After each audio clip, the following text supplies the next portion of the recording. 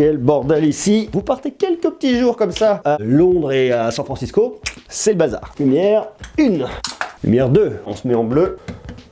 Voilà, allumage de derrière. Je sais pas pourquoi je me retrouve avec des bottes.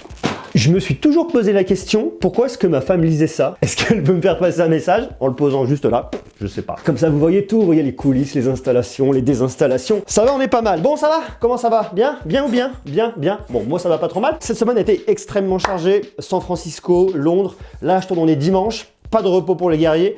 Et je voulais vous parler d'un smartphone dont j'ai pas eu l'occasion en tout cas de vous parler cette semaine. C'est les nouveaux smartphones qui ont été présentés en Chine par Linjun. Xiaomi sont les Xiaomi Mi 10 et Mi 10 Pro. Alors les Mi 10 et Mi 10 Pro sont présentés un peu en avant-première en Chine avant d'être officialisés et lancés vraiment de façon internationale fin février. Le lancement devait avoir lieu le 23 février dans le cadre du MWC, quelques jours avant le MWC. Malheureusement, le MWC a été annulé, Xiaomi a annulé sa conférence. Tout est annulé, c'est un bazar astronomique et ils seront présentés à une date ultérieure et que je ne connais pas aujourd'hui. Ils ont donc été dévoilés 10 jours avant le lancement officiel, le 13 février 2020. Ça nous permet de voir effectivement déjà ce que sont ces produits sur la fiche technique. Alors effectivement, pour s'en rendre compte, il faut les avoir en main. On connaît Xiaomi, je connais les produits de Xiaomi, j'en ai eu des quantités en main. Je m'attends à ce que ces produits soient vraiment de bonne qualité sur le haut de gamme, sur le plus haut de gamme de ce que fait Xiaomi. Mi 10, Mi 10 Pro. Alors la question à se poser, je connais les tarifs de ces produits, c'est est-ce que Xiaomi est toujours une gamme low cost? Est-ce que Xiaomi est toujours une gamme qui vient pour écraser les prix, un peu comme Mammouth à l'époque qui écrasait les prix? Est-ce que c'est, je suis un peu dans le truc un peu old school, est-ce que c'est ça l'idée? Est-ce que Xiaomi est toujours le challenger, celui qui vient faire mal aux autres avec des fiches techniques de ouf, à des tarifs défiant toute concurrence? On peut se poser la question parce qu'on arrive quand même à des tarifs qui sont très hauts, on se rapproche vraiment des tarifs du haut de gamme chez Apple et chez Samsung. Lorsque vous regardez déjà le côté design, l'aspect esthétique du produit, on voit qu'on a un écran qui est extrêmement grand, avec des bords incurvés sur le côté. On a un petit poinçon qui est en haut à gauche du smartphone. Le poinçon, on le retrouve, il a été déplacé au centre cette fois-ci chez Samsung sur ces nouveaux Galaxy S20. Le poinçon, donc, toujours d'actualité. Xiaomi n'a pas fait le choix d'intégrer une caméra pop-up. Pourtant, ils l'ont mis sur d'autres modèles milieu de gamme.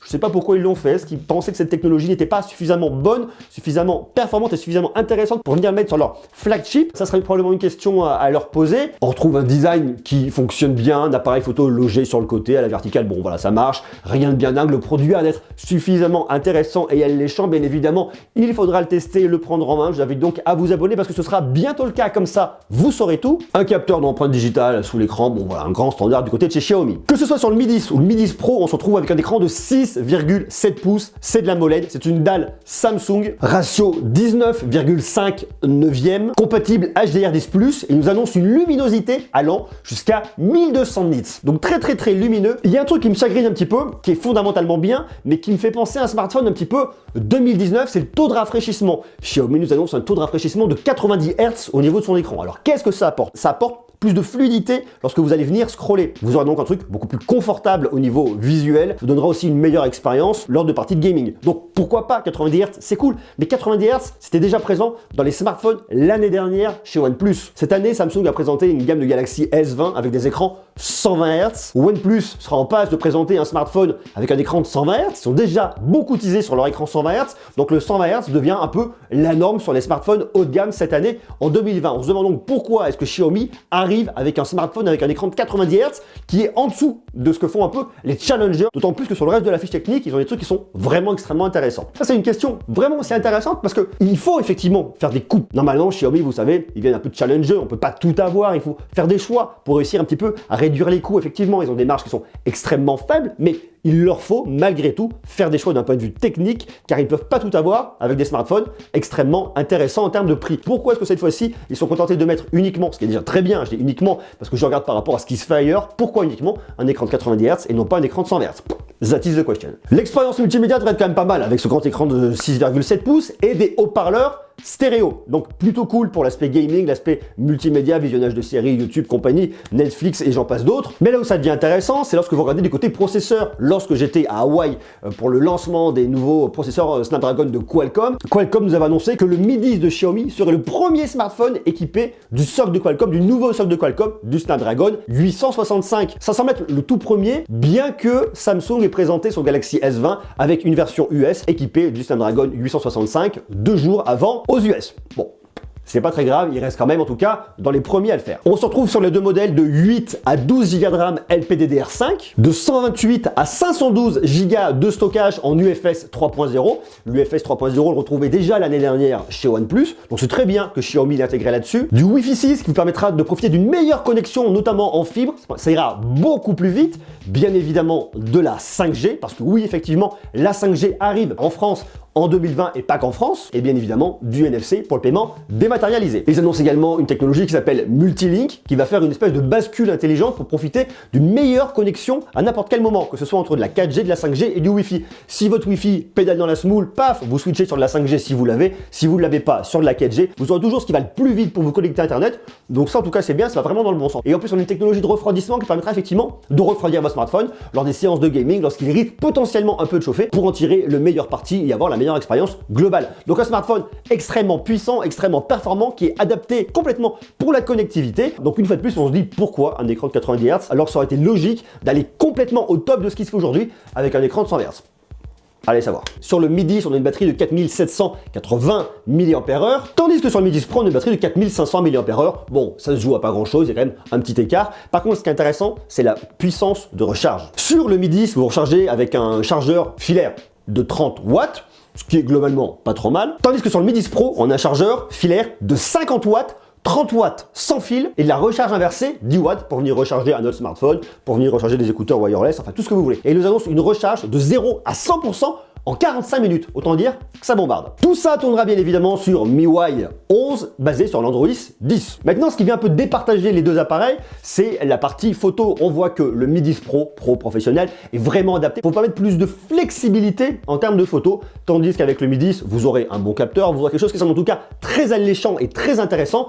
Mais on n'ira pas aussi loin. Dans les deux cas, vous avez un capteur de 108 mégapixels. C'est un grand angle qui ouvre à f1.68, qui a la technologie 4 pixels en 1 qui vous permettra de sortir des photos en basse luminosité, des photos de 27 mégapixels. L'idée, si vous voulez, c'est que vous allez capter beaucoup plus de lumière et ça permettra effectivement de sortir des meilleures photos et notamment en mode nuit. Sur le modèle Pro, vous retrouvez un équivalent de 50 mm, ça s'appelle ça un téléobjectif, ça vous fait un zoom x2, mais surtout pour le mode portrait, ça va vraiment venir jouer sur la profondeur de champ. Et vous avez un super téléobjectif 8 mégapixels qui vous permettra d'avoir un zoom hybride x10 avec une ouverture de f2.0. Un ultra grand angle de 20 mégapixels qui ouvre à f2.2 avec un grand champ de vision de 117 degrés. Bon, des grands standards, ça marche plutôt cool. Bien lorsque vous avez beaucoup de lumière, quand vous n'avez pas beaucoup de lumière, sur le principe, ce truc-là marche un petit peu moins bien. Et vous pouvez filmer comme ce qu'on retrouve aujourd'hui chez Samsung sur les S20, sur toute la gamme des S20, vous pouvez filmer en 8K et sortir directement des photos en 33 mégapixels. Tandis que sur le Mi 10, vous avez effectivement le capteur sur 8 mégapixels, mais vous avez un 13 mégapixels en ultra grand angle et vous avez deux caméras de 2 mégapixels, une pour le mode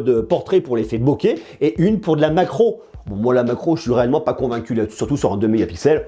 C'est un peu rigolo, mais ça servira globalement à pas grand chose. Ces deux caméras-là, elles ont des ouvertures de f2.4. Tu nous racontes, le Mi 10 Pro en termes de photos paraît être plus intéressant. On peut se dire qu'avec le Mi 10, on va pouvoir avoir une caméra un peu polyvalente sur un capteur de 108 mégapixels, l'ultra grand angle c'est bien, mais vous n'aurez pas de zoom, vous ne pourrez pas faire grand chose, vous n'irez pas vraiment très loin. Donc la meilleure proposition et la plus intéressante reste quand même le modèle professionnel. Après, si vous allez sur le Mi 10, vous irez sur un smartphone, vous direz effectivement, bon, c'est un truc qui marche, un truc qui fonctionne bien, j'ai de la puissance, j'ai de la performance, j'ai de la connectivité, je fais un peu ce que je veux, j'ai un très bel écran, j'ai du son stéréo, ça marche, ok, c'est cool, mais par contre, en termes de photos, c'est un peu frustrant. Il faut vraiment penser à switcher sur l'autre modèle. Alors là maintenant, c'est là où ça devient très intéressant, c'est quand on parle de tarifs, parce que, effectivement, c'est là où on peut se poser la question, est-ce que c'est la fin du low cost chez Xiaomi? Est-ce que Xiaomi est encore une marque low cost? Je vous fais les configs.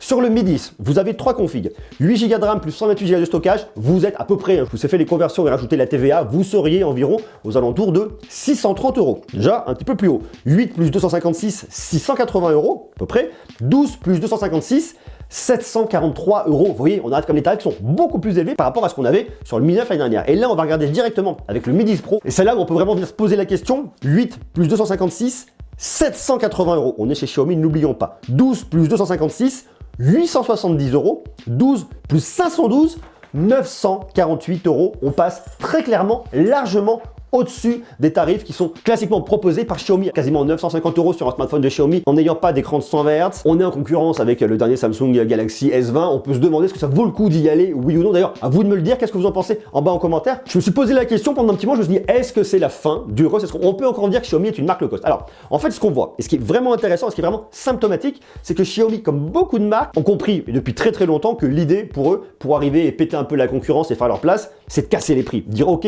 vous venez chez nous parce que nous, on propose des tarifs extrêmement cassés, avec les meilleures technos, avec les dernières technos, et vous ne serez pas déçus. C'est leur angle d'attaque. Et ils ont réussi, ils ont fait leur trou, ils sont arrivés depuis quasiment 2 ans en Europe, donc la strat, elle marche, elle est éprouvée, et elle fonctionne merveilleusement bien. Maintenant, ils ont compris que pour préserver peut-être des marges et pour se positionner face à d'autres produits, eh bien, il fallait monter en gamme. Et c'est effectivement ce qu'ils nous proposent avec ce Mi 10, mais surtout avec le Mi 10 Pro. Alors, monter en gamme plutôt bien, qui me semble assez être réussi. Je reste encore un petit peu sur ma faim avec cet écran de 90 Hz, je reste un peu tatillon là-dessus, mais pourquoi pas. À côté de ça, le Wi-Fi 6, je trouve ça très très bien. C'est un des rares smartphones aujourd'hui à proposer du Wi-Fi 6. La 5G, c'est bien, mais c'est obligatoire en 2020.